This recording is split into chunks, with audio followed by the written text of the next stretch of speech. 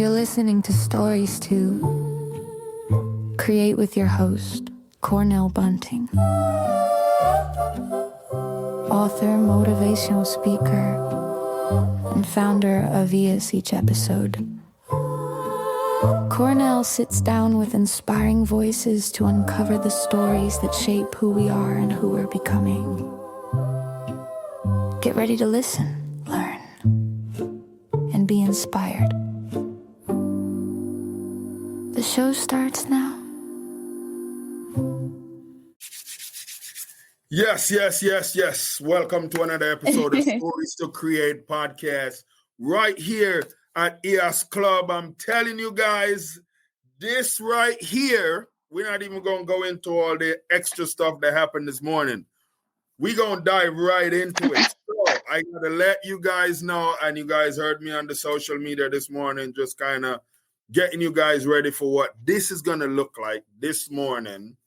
We have none other than the very talented, the very beautiful, the very lovely, and now the Mrs. Universe Jamaica 2024, Miss Annieka Francis.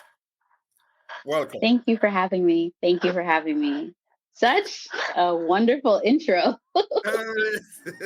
I feel like everybody is going to cower into this forum right here. Thank you. I appreciate you. It's a beautiful thing. Listen, I am excited in so many ways because you have blown our socks off. It was amazing. Aww. Yes. Thank you. But before we dive into the current and you as the reigning queen of this amazing title or duty, I would say, because this title is a duty to serve. And so Amen. what I want to dive into with our listeners is treat them to the early years of Miss Francis. Like, where were you born? Where'd you grow up? Okay. So I was born in Kingston, Jamaica, Jubilee Hospital. Okay. I attended Obiston Prep School, and then I went on to George Headley, which is in Duane Park. Okay. I live in Coreville Gardens, which is in Kingston 20. Okay. And I passed my common entrance first try for Queens High School. But then I didn't get to pursue attending high school because I moved to Canada in October of that school year. Okay. So I moved to Canada when I was 11 years old. But when I was here, I did participate in a lot of activities. So my dad played for the Jamaican cricket team. So I was able to travel with him. I met Brian Lara as a kid, which was pretty dope. Nice. And I got to do a lot of the sporting experiences with him. I remember dancing I remember the after school program. I think it was called Punchinella. Punchinella, yes. Yeah, so I was on that as a kid. And I did a lot of dancing and, the creative side. So it's such a full circle that's what I do right now as a profession. But I moved to Canada. I moved to Toronto, and I lived in Canada since I was 11. And I am now 40, so 29 years. It's been a tremendous ride. I have returned. I came, I saw, and I conquered. Yes. I'm so grateful to God because I couldn't have done this without him. Yes. I couldn't have done this without my sponsors, without the people in my life that truly believes in my mission. They all tell me I'm little, but I'm taller. But to come to the island that birthed me and molded me to the woman that I am, to understand the terminology, little but taller, it's so nostalgic for me to be able to compare and just to full circle the whole entire mission right now. So that is amazing. And, it's crazy you said some of what you were doing, with before you left Jamaica to Canada, being on stage or, just, showing your creative side. Yes. You never lost that. No, I didn't. And when you went to Canada, you kind of did a lot of that in school when you were attending school there? Well, when I was in Canada, it's a little bit different because immigrating to Canada back in the 90s wasn't an easy transition. We had experienced a lot of racism back in those days. Okay. Blacks were not that present as they are now. As diverse as Canada is now, wasn't as diverse then.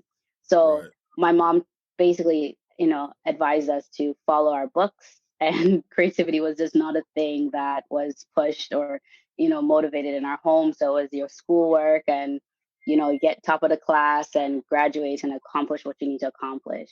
However, I've always had a sense of creativity. So I would dance. I joined dance groups. So I danced, and I excelled in drama class and all that. It wasn't until my later years that I developed my acting skills, and now I'm full-time actress. So I just love the fact that I remember when, as a little girl, being on Punchinella and doing the creative things that in that way, and then now I'm doing it as an adult.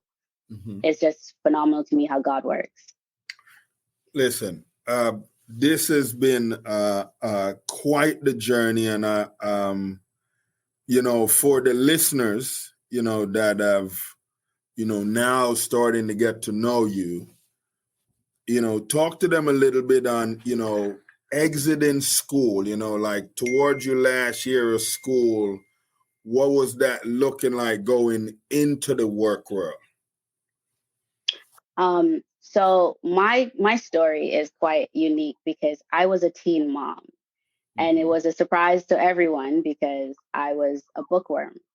Right. And it's the bookworm that falls for the bad boy, right? Yeah. So I fell for the bad boy and I got pregnant at 18, but I didn't want to become a statistic. So I didn't immediately attend university or college. I went right into the workforce at 18 because I was determined to break the mold and the stigma of being a teen mom. So I did online courses to better myself and educate myself so that when I showed up at any employer, they would not be looking at my age or what's going on in my life, but what I can bring, the value that I can bring to their organization. Yeah. So from 18, I started working at a bank, which was a huge deal at 18. Oh, yeah. And I absorbed the knowledge from the older and senior staff until I was continuously promoted. And I worked for 4 out of the 5 major banks in Canada. Then I took some online courses and I became accredited in insurance, and I became an insurance advisor. And then I just continued to transition myself and learn the things that you don't learn in school, but you can learn by, the school of hard knocks. That's what I did. And I realized that by obtaining knowledge at my pace, but with a goal in mind, that I can literally obtain anything I want in this life. So I created a platform for myself where I needed to have a work ethic. And my work ethic, people now say, oh, you're a go-getter. It didn't happen overnight. Having that child at 18 was the catapult. It was the fulcrum to take me from immaturity to maturity. So I've been a big woman since I was 18 because I said, no one is going to take liberty of me and say that my child is on welfare or seeking anything. And I made sure my child was in good hands. He was well-dressed, well-fed. And from then, I transitioned into one of the largest companies in Canada, and I continue to grow. Yeah. And now I work for the city of Toronto, which is, the largest municipality in Canada. And that was not just based on my education. That was based on my grit, my tenacity, and my perseverance. Wow. That is amazing right there. Now, in the midst of all this, you working through that and just showing the big bad Annieka, how was the relationship with the parents? How was mom and dad? Where was mom and dad fitting in? How was they adding to what you're doing?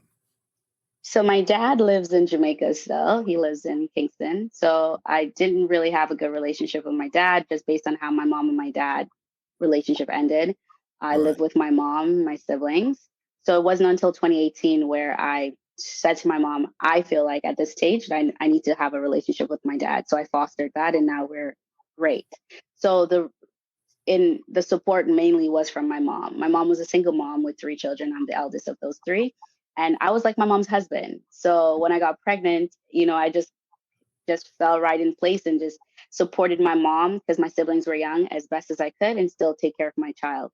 So I had that added weight on my plate.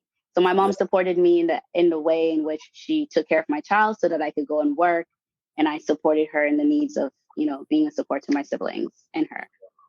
So my mom and I are like best friends. This dress, she picked it out. She's like, yeah, I will wear that in Jamaica. So my mom and I are best friends. Well, listen, we got to say big ups to moms, because that is amazing right there. I'm glad that, you guys still have a beautiful relationship, and the new relationship with your dad, that's going well as well. Yes, thank you. He was there at the coronation, and he was beaming from ear to ear. I said, Daddy, you look like a treasure catch. He's like, what? You're my big daughter, no. So, and that was my first time seeing my dad since I was 12 years old. So it was a beautiful moment for both of us to be able to experience the win together for our family. That is amazing, and I was really happy for that. I actually met him as well. You're right. So that was beautiful. Thank you. Walk the listeners just a little bit through getting to the point of you deciding you wanted to enter the Mrs. Universe competition. Of course, not a problem. So I'm at a stage in my life that, so I read a book called Potential by Pastor Miles Monroe. And he stated to the readers that 90% of talents and gifts are laid out in the cemetery. Yes. And that hit me, that connected to me. And I said, God has given each and every human an ounce of talent and gifts. And I feel like the only thing that can prevent and stop me is me. Yes. So this year I turned 40, and I said, it's all gas and no break. So whatever I can conceive, I will achieve. So one day, my business partner and I were having a meeting with one of our associates, and she, at the end of the meeting, she thanked us. And then she, like offhandedly, she said, hey, Annieka, I have a colleague that is a director of a pageant, and she's interested in contestants. Would you be interested? And I looked at him, and he was like, and I'm like, you know what? Why not? I mean, I said, why not? Because I'm 5 feet tall. I'm curvy. I'm not tall. I don't have the long legs. But one thing I know that I have is charisma. And I said, if I can enter this competition and blow their minds, it will break the mold that beauty pageants is only a certain type or frame. And I feel like that's exactly what I've done. I am here to advocate for the average woman. Yeah. I'm here to advocate for the moms. I'm here to advocate for those that have lost that je ne sais quoi that makes them feel like they can achieve anything because of their situation, maybe their marriage, their relationship. And I'm here to say, girlfriend, if Lisa can do it, you can do it too. Yeah. I like that. I like that. And I think all you ladies that are listening have received that very well as well. Right. So I connected with the pageant director, and it was that's it. That was the end of the story right there. It was like the process. We're doing it. Right. We're doing it. Oh my goodness. So you get to Jamaica, you meet all the other young ladies that are in the competition. How was you feeling? Oh my days. I was so elated with joy because we all connected on this soulic level. Everyone. There was no cattiness. There was no competitiveness. We were there helping each other fix our bra, our hair, lending each other jewelry, whatever it took for us. Like, in the dance practices, I'm like, girl, move up. No, you're, and everyone is just bonding. And I find that women, the stigma is that women are catty. And yes, we can be, but there are so much beautiful moments in sisterhood in an organization like this. And I experienced that full blown, because even where I'm staying right now, I'm staying with one of my pageant contestants. She extended her home to me. And awesome. I'm like, if there was not that genuine connection, we wouldn't be here. So I feel like, if nothing else, if people are to register for this organization, they will be guaranteed sisterhood, guaranteed a good support team. Yeah. Right. Yeah. So. Yeah. I love that. And, we're moving into a space now in this time of the world where people need to hear that, because there's so much other stuff going on that discourage people. Right.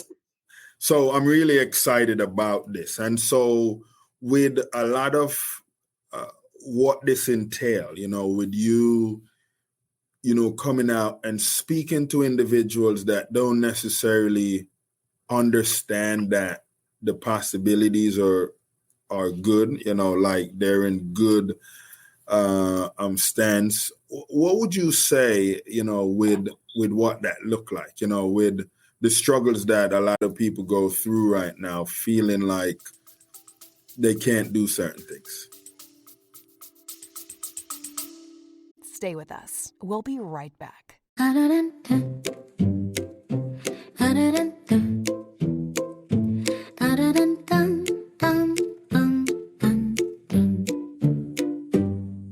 Every young person carries a story of hope, of struggle, of dreams waiting to rise. But in too many underserved communities, those stories go unheard. At ease, Inc. Everyone has a story. We believe every voice deserves a chance through mentorship, empowering programs, and storytelling workshops. We help you discover their purpose, strengthen their mindset, and build a future they can be proud of.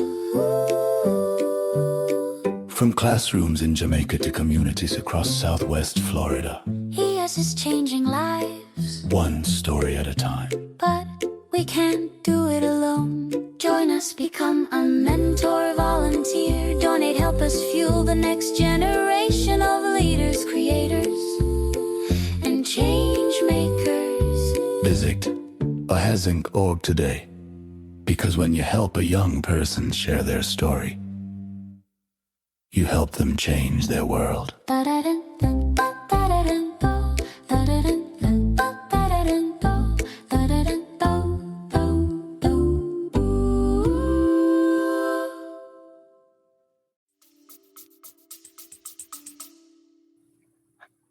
That's a fantastic question. So I can sit here and say that I've experienced struggle beyond my wildest imagination. People believe when you move to North America, it's like you're walking on streets of gold. But Yeah. I slept on floors. I went hungry because I had a single mother who was an immigrant, and it was very tough, very challenging. I stayed in a shelter, and I'm standing before you, right? I have experienced having to wear thrift store clothes. Yeah. So what I would simply say to them is exactly what I just said to you. Like, if I can rise out of my suffering and challenges and still stand and be a shining star, Yeah. you can too. You have to develop a work ethic. You have to have a mindset of not quitting. You have to understand who you are and whose you are, because without God, we are nothing. And have the mindset that it's not going to happen overnight. You need to put a little bit of work in it, to the point where you can you work hard in the beginning, but then you start working smart. Yes. And I am the example of coming out of, for a long time, Cornell, I fashioned myself after Phoenix rising out of the ashes, because I was down for many years, just not based on me, but my economic status in my family. But I vowed to change the trajectory of that and to break the mold and break the generational cycle. And I have done that in more ways than one. I was the first one to walk across the stage for post-secondary at a college level, and first one to become a international actress, international local celebrity, right? And now the first one to carry the crown home. So, I mean, if I can do it, anyone out there can. Oh my goodness, that is amazing. And, I'm glad you laid that out the way you did, because, I've met people over the years that said, the way the system is structured, it's really hard. We keep trying these different things and we keep getting shut down. But, it just sounds like you're telling them, don't lose hope. Just keep moving. Right. Get up and keep going. Because the thing about it is, the movement is what changed the trajectory of your future. When you're staying stagnant, have you seen stagnant water? It becomes still and everything falls into it. But the rushing wind of the ocean, like that movement, the waves, is where you see change, where you see progression. And people just have to understand they're a force to reckon with if they really tap into who they really are.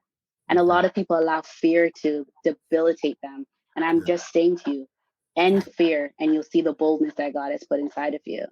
I would not be where I was if I didn't take a hold of my fear and say, listen, you have to go sit down somewhere because you're not come with me. I'm going this way and you going that way. So people need to understand, put fear to the side. Believe in yourself. What's the worst you can hear, Cornell? No? You hear no all the time, right? Yes, we hear no all the time. You just got to keep moving. You got to keep moving. Yes. Now, you know, so you have shown, so now how many kids you have? 1 or 2? Try again. 1 or 2? 3? I have 4 boys. 4 boys. Oh my goodness. Listen, you match me, you know. You match me, you know. Really? Okay. This is beautiful. You're right. Wow. Yes. How far apart are they? What are the ages? So I have the one that I had at 18. So he's 21. He'll be 22. And then 10 years later, I got married and I have my 11-year-old. And then I have a 7-year-old. And then I have a 5-year-old. Wow. That is amazing. That is amazing. Thank you. Now, how hands-on is your husband with the kids when you're like moving a lot? Like we all work as a well-oiled machine. I'm definitely the bull in the equation. Everyone falls in line and they follow what needs to get done. But we've been doing it for years. So down to the youngest one, he just knows there's a schedule and we all attain to that schedule. So from the biggest to the youngest, we're all on point and aware of what needs to get done when it needs to get done. This is beautiful. When you won the crown, how long after that did they find out you won the crown? Well, fun fact, I created a Google Meet for my family and friends back in Toronto. So they were watching the show live. Whoa. Oh my goodness. Yes. So because, you know, I want to set the stage for the listeners because we had 2 other crowns that we were crowning as well. And we intentionally wanted to leave the Mrs. Universe Jamaica crown for last because that's really the main event. Right. What was going through your head when you see... Listen, I was just talking to my pastor's wife, the first lady, this morning, and she's just like, how you feel? I said, listen, when I realized they gave all the crowns, I was like, it's 1 or 2 things. They're going to give it to the girl in the back, and I'm going to walk away with my head down, or it's mine. And when the realization hit, when they brought her out and gave her crown, I said, oh my God. Like I said, I became so overwhelmed with joy and gratefulness because at the end of the day, I haven't been here in 28 years. And though I know the value that I can bring to this organization, I didn't know that others saw the value. And just to understand that the value was shown, oh my God, the amount of gratitude that hit me, I became overwhelmed with tears because I was so grateful. I was grateful to God, grateful to the judges. I was like, you got your makeup on. Don't do it. Don't do it. I saw it. I saw the tears. And I was like, yeah, you did that. And listen, we gotta hats off to the designer for the dress that you wore. Like, how much the gown into that? Who decided that was a dress you were gonna wear? Well, okay. So I went to this boutique. It's in Pickering, Ontario, Pretty Little Curves. And the owner is a friend of ours. And I went up there and I told her, she didn't really understand that it was the Mrs. Universe Jamaica. She just knows there's something. And she's like, well, I have a couple dresses, and I said, okay, bring them out. And when I tried on 2 of them, I'm like, this is not the showstopper. And then she's like, well, I have a showstopper. I said, bring that one up. Yeah. And when she brought it out, I was like, okay, this is the dress, and everyone in the store, the customers, they're like, that's the one, and we're like, well, that's it. So I said, I need to go down 10 pounds. So fasting, here we go. Yeah, that I gotta tell you, you stepped on stage in that dress. It was like, yep, I'm here. Thank you. And you know what? I called her right after the competition the next day and to tell her I won, but to tell her that the gown won best evening gown, and she started to cry.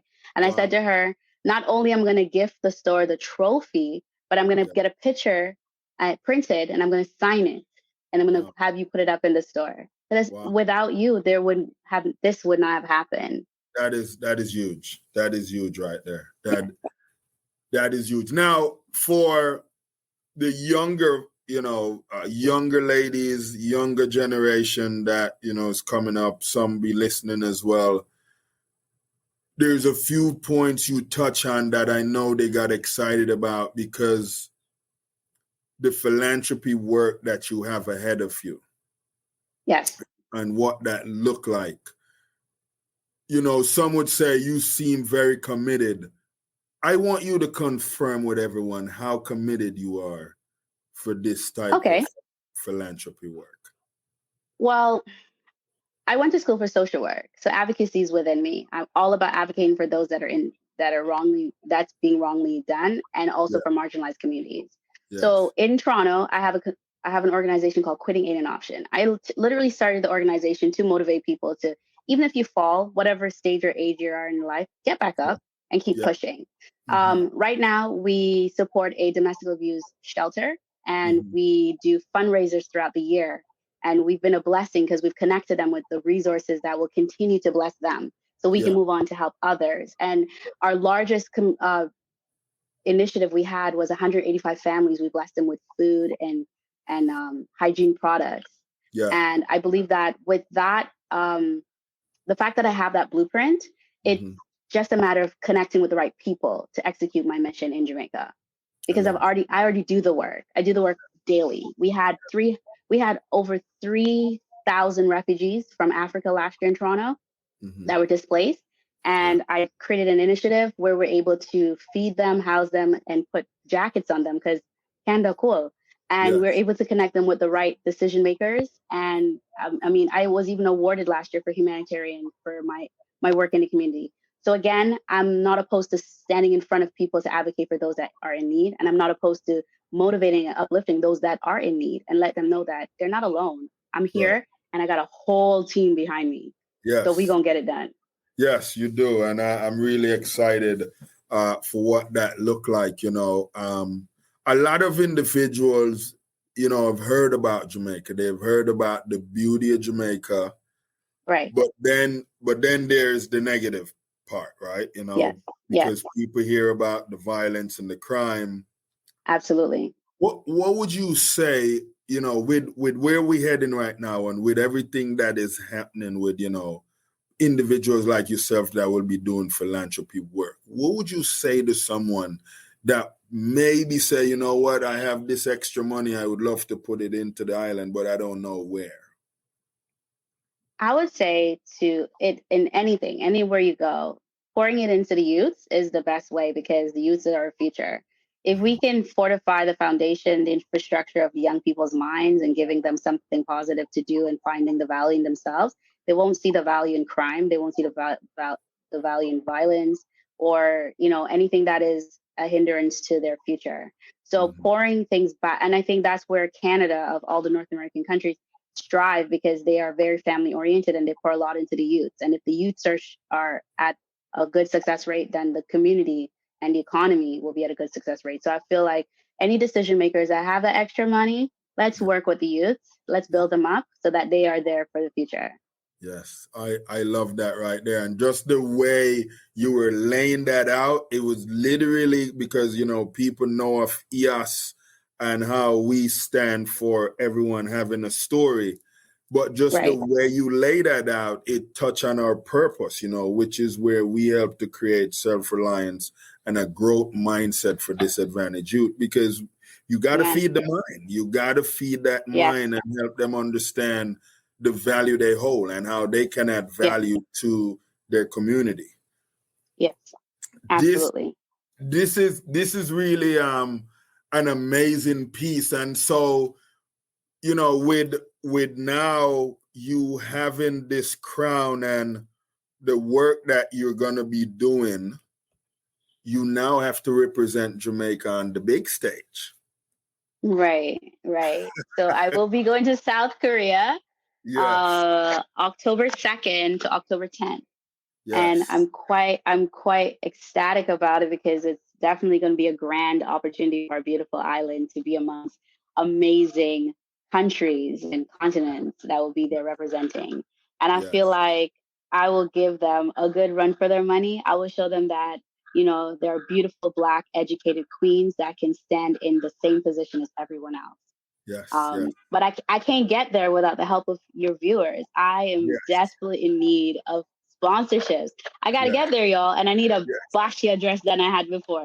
I'm gonna talk about Bashia, okay? I need a really nice gown to knock their socks off. So please connect with Cornell if you see it in your heart to bless me.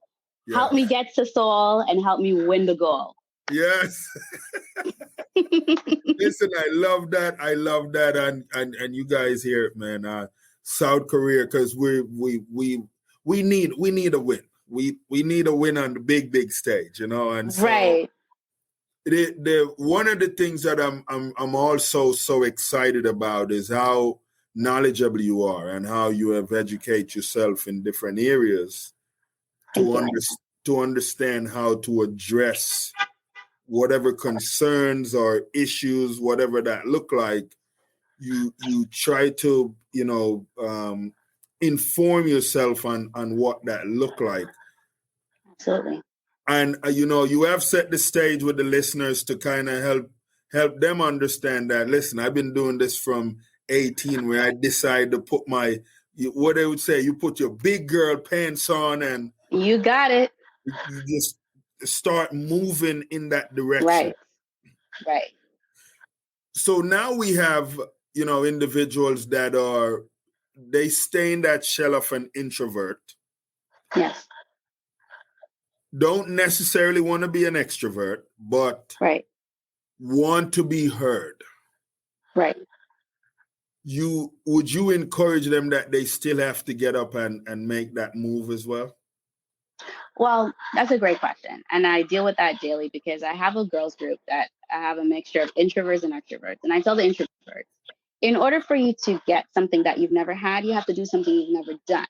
So you don't necessarily have to be a full extrovert, but you can get to the midway point where you're an ambivert. So show up for yourself at the time that you need to show up, and then go retreat back to your place of solitude. Yeah. But the key thing is showing up when you need to show up. So if you are in a place of a corporation, an office setting, and they need someone that is knowledgeable and you have that knowledge and you're terrified of speaking, you got to pep talk yourself and show up. And then you can retreat. But be midway, right? Get to that ambivertness, and that you don't have to be someone you're not. Showing up as your authentic self is key, because people will read through the fakeness. Yes. And then it's horrible after that. So be your true self. Explain. Yes. I'm not a talkative person, but I want to do this. And people are more empathetic when you're honest. Mm-hmm, mm-hmm. I like that. One of the things that I would love for you to touch on this evening, because, you know, we have a lot of young ladies that they get motivated from something.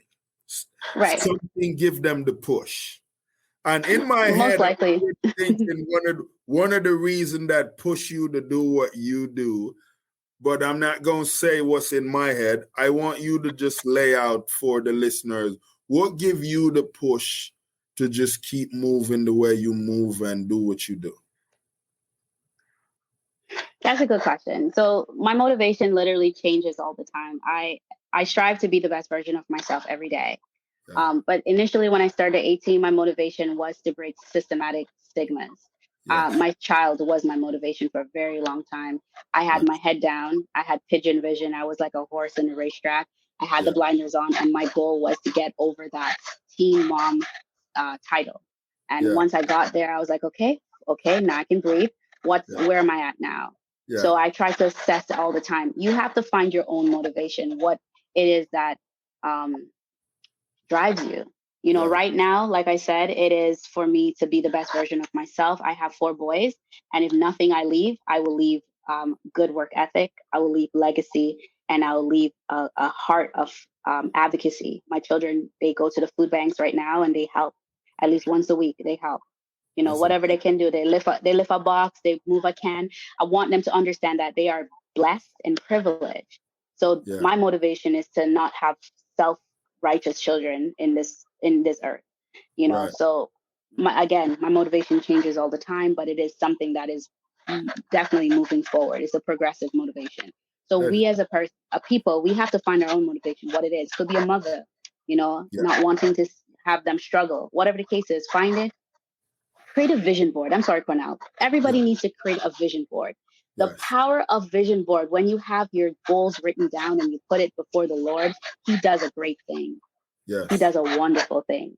Yes. I said I wanted to travel, and I didn't necessarily mean in this capacity, but God has got me going places. He's got you going places. He got me going places. But I say to all your listeners, it doesn't matter how old you are, what stage you are, what your economic status is. Create a vision board, whether it's an elaborate one or just something simple on a little paper. Put down your thoughts, your goals, your dreams, your aspiration, and you'll see how God makes a movement in your life. Oh my God, this is amazing. That is amazing. I can't tell you guys enough. And if you miss any part of that, just rewind and go back. This is amazing. Now you're enjoying a couple extra days down there in the islands before you go back to Canada. What is that looking like right now? Well, I'm actually shooting a film about my return to Jamaica. So I'm here with my business partner, who's a director and a production company owner. And we are filming Welcome Back to Jamaica film. And we're highlighting the beauty of Jamaica. We're highlighting the beautiful residents, the locals, the vibrancy, the culture, the food. We're highlighting myself experiencing these things for the first time as an adult. So yesterday I went parasailing in Negril and I went snorkeling, something I have never done. Yeah. But I said, what did I say? If I can conceive it, I will achieve it. I jumped off of that boat like that I was Aquaman, and I just went in there for it. And it was a tremendous feeling. Today I'm going paddle boating, and I'm just going to enjoy the island because you know what? I can't represent something that I don't truly enjoy. And I'm enjoying it so that it is embedded in my spirit that I know what I'm fighting for. Yes. I love that. You listen, you're going to get the listeners all eager and want to get down there. Well, come on down. We need this money, right? To make the infrastructure and the economy go. So come on down and spend your money. Yes. Now, before we close the show, you know, we want to touch on a last part of a lot of what's going on right now, you know, in just different parts of the world with, you know, what the politics look like, what the religion stuff look like. Right. How would you encourage people to stay in the middle? Don't necessarily go in either. Like, how would you encourage people to try to avoid the noise in what those areas look like? Okay. Well, there are 2 things that I always say to people when I go out. I don't argue politics and I don't argue religion. I agree to disagree. I respect everyone's viewpoint, and I would accept everyone to respect mine. So you can have your opinion and you can be sound with your opinion, but you have to read the room. I learned that from a good friend of mine. He says, Lisa, read the room and remember how you want to show up. So even if you're passionate about either topics, remember how you want to show up and who you're around. If it's a group that you're comfortable with and it's like family and friends that you want to talk about how Jesus, you know, turned water into wine and how, you know, this politician do, sure. But when you're out in the world and you are representing yourself, your family, organizing, whatever it may be, agree to disagree, absorb information, and allow people to have their opinion. And you don't have to feel any way personal. That's the way you stay mid. Be mid. Yeah. Because there's some things that is just not worth it. What I'm saying, count the cost. in everything you do. Yeah. Well said. Well said. I am so excited that we're going to be working together for this next year, working with these kids in different parts of Jamaica and just bringing education to a whole nother level where we helping them to find value in them and who they are and how something won't come into existence without them being a part of it. So, amen. Just a lot of what you're laying out, the gems are just dropping, and I'm loving it. I'm loving it for the listeners that want to connect with you outside of, everything that's going on. How can the listeners connect with you? What are the plugins? Well, right now, the main platform that I utilize is my Instagram, which is I am Annieka Lisa. Mm-hmm. That's I-A-M and my name, Annieka, A-N-N-I-E-K-A, Lisa. There's also my email.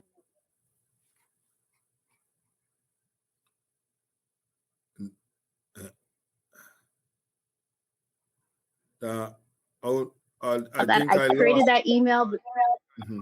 Mm-hmm. I created that email before I won. Okay. You created that email before you won? Yes, I created it in Canada. Wow, that is amazing. See how confident you are? Well, I was more thinking alignment. I was being obedient. God, the Spirit told me to do it, and I just did it. I like that. Then you listen to your spirit, so that's a beautiful thing right there. Listen, the listeners are excited. I'm excited. I'm excited too. You know what? Everyone is excited about this beautiful, everything that's going to be unfolding just with the new 2024 Mrs. Universe Jamaica. Thank you so much. I want to thank you for being on the show today. Thank you for having me. Yes, and thank you for taking my listeners on a journey, getting to know who you are and a little bit of Jamaica and Canada. Thank you so much. I hope everyone receives something from it. I hope someone in there is encouraged. Yes. Whoever that was going to give up, I hope they realize that quitting ain't an option. Keep pushing. Yes. Wow. There's a purpose for you. That is amazing. Miss Annieka Francis, thank you for being on the show. There you guys have it. Another great episode. Until our next episode right here at EOS Club, where we have another decorative guest right here. Thank you. Thank you, Cornell. Have a great day. Bye-bye. You too. Bye-bye.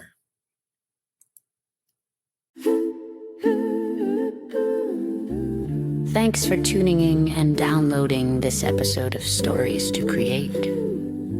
We appreciate you being part of this growing community of storytellers and listeners. If today's conversation inspired you, please share the show with friends, family, or anyone who could use a little motivation in their journey.